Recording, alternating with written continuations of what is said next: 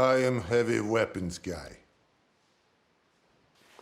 And this is my weapon.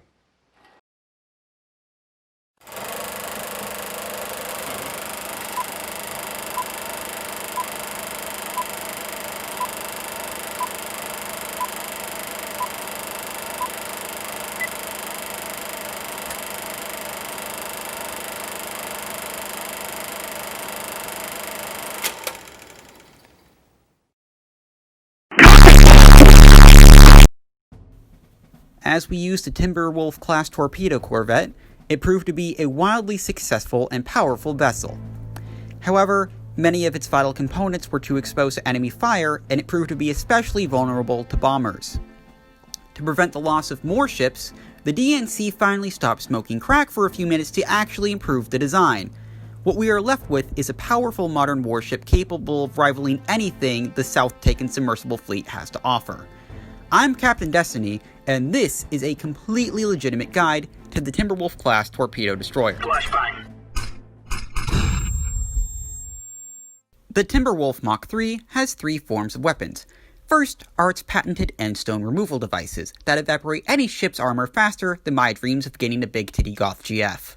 It has three of these per side, located here, here, and here. The frontmost one can be fired forward, and the aft one can also be fired backwards. All three of these weapons are also capable of being fired directly to the sides, allowing you to hit any ship on your flanks. Up ahead, we have a Revenant-class battleship, which is one of the largest ships on the survival server, and I'm about to remove it from existence with just one of these. That's a lot of damage! The Timberwolf Mach 3 is also equipped with 4 7-block ASMs, or air surface missiles. These are designed for targets such as submersibles or Iberian settlements. One of these is enough to crush almost anything. They can be fired remotely from the bridge, as shown here. And just like that, all your problems are gone in a flash of coal-fueled explosion. Oh, it's beautiful. This ship also has Buzzsaw AA.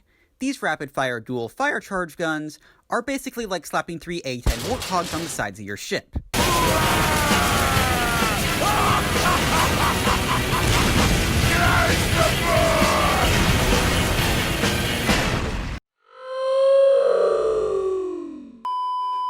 The primary weapon on a Timberwolf-class destroyer is a 16-projectile embedded gun.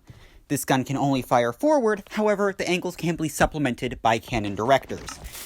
The gun has an extremely good depression angle, even better than IDubbbz himself. I have crippling osteo.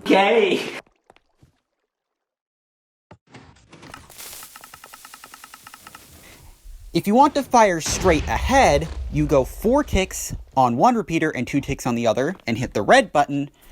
Or, if you want to use half ticks, which are between the two main repeaters, you use the blue button and go 4-1.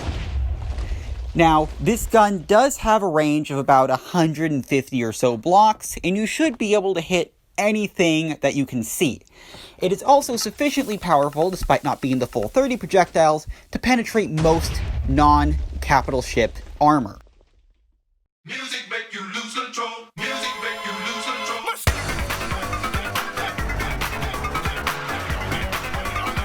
Now that you know how to use your weapons and hopefully not blow yourself or your allies up, how do you actually use this ship? What is your role within the RN fleet? The front of the ship is the most armored at 2 to 3 endstone thick, and it should always be facing the enemy. Your sides, top, and belly, while more armored than other destroyers of a similar size, are still incredibly weak to anything stronger than yourself or at an equal weight even. The Fenrir is an excellent pack hunter. Using its speed and long-range guns, you can chip away at lighter enemy units, and if you encounter any medium to heavy units, you can use your long arms in a coordinated attack to break open their armor at key weak points, primarily the bridge and the guns. Once this is done, you can use your AA systems and cannons to easily sink the remaining lift they have. The Mach 2 and 3 Fenrir have traded their excessive long-arm loadouts and turrets for frontal guns and better armor. They also have much more simple bridges than the Mach 1. While my ex would disagree, smaller has its advantages. In this case, it is much harder to breach the bridge and damage the controls with a single torpedo. It would take a substantial long arm or cannon barrage to breach your bridge. This also means that you can take cover from elytra bows much easier, as it also has a much better bridge covering. Keep in mind that we have no crew beds on these destroyers, so you'll have to rely on capital ships with crew bed bays, or being close to your own crew bed at an airspace. If you die and you are far away from airspace, you will be forced to scuttle.